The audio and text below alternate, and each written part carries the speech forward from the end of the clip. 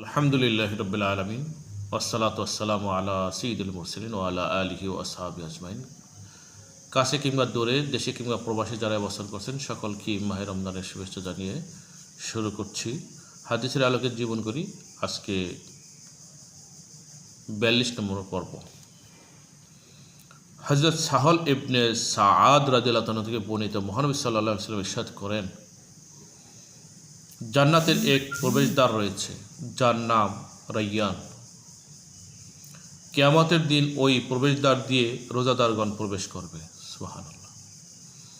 তারা ছাড়া আর কেউই ওই দরজা দিয়ে প্রবেশ করবে না। বলা হবে, কোথায় রোজাদারগণ? সুতরাং তারা ওই দরজা দিয়ে জান্নাতে প্রবেশ করবে। এরপর যখন তাদের সর্বশেষ ব্যক্তি প্রবেশ করবে তখন সেই দরজা বন্ধ করা হবে, ফলে তা দিয়ে আর কেউই প্রবেশ করতে পারবে না। রাওয়াহুল বুখারী। এই হাদিসটি 1896তম হাদিস বুখারী শরীফের।